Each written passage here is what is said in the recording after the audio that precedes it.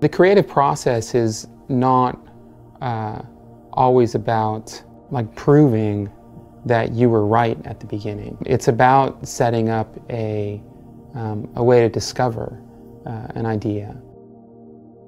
I've known Ben for many years now, and he brought this up. He's like, "Hey, this is an opportunity to do something for Times Square. Do you wanna brainstorm something?" Times Square is really a symbol for how our culture works right now. It's a symbol for how we experience things through screens and how we record them through cameras. And so what we decided to do is to say, "Okay, maybe we can make an object that actually captures that," and that's why we decided to do a lens. We've built prototypes and done a lot of 3D modeling to prove that we can warp the image of Times Square towards this window. And at the window is a little, the hole in the donut, if you will, is a heart. The largest Fresnel lens is in a lighthouse in Hawaii. We're making a Fresnel lens that's slightly bigger than that, 12'2".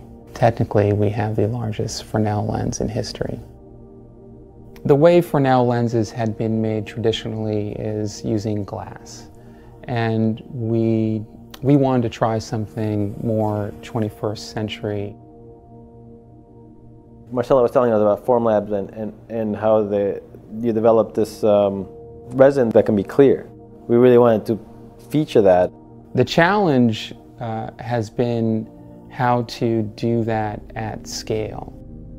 3D printing offers a few advantages. One, you can run a lot of printers in parallel, and you're able to build very large things through this distributed manufacturing. The decisions on the shape, the adhesion, the spacing of the tiles actually came a lot from the experimentation that Formlabs was doing. They tried different sizes, different types of tiling. I think we examined like 30 glues. Being able to test a clear product out of a 3D printer was quite a big step. With this, we could actually print the real tiles.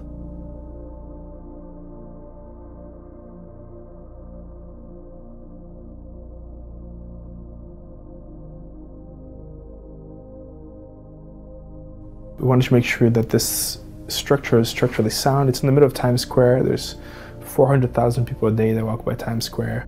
We're making these very large acrylic sheets they're like sort of half cutouts of the larger lens. The whole thing goes into a metal cradle with tripods that holds it in place and prevents it from moving.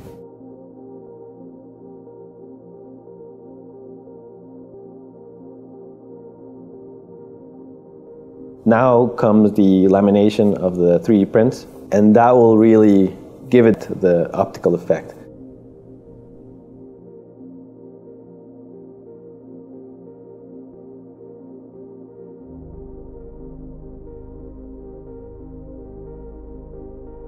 There's no amount of design and modeling that's actually going to tell us what something's going to look like and how people are going to react to it. That's the thing that sometimes we forget. You can design something, you can render it, and you know how it's going to look like. But until you put it in front of people, you don't know what's going to happen. That part is really fascinating.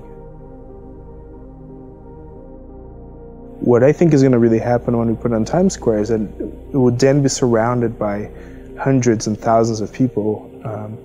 And that's something that's going to be really special because you allow people to interact with each other through the lens and around the lens in ways that we can't predict.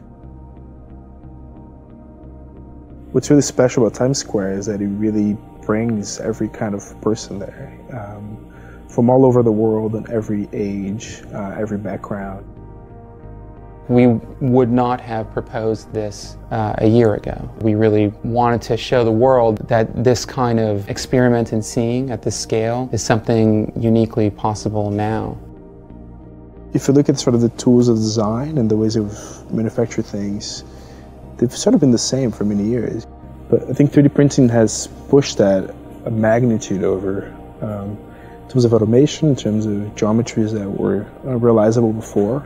Things that today look really hard or difficult to do, and 5 years from now we're going to be commonplace, and then going to be more and more commonplace as we move forward. And to me, kind of that's a fundamental beauty of what we're doing, is that we're doing something that's actually accessible to a lot of people now.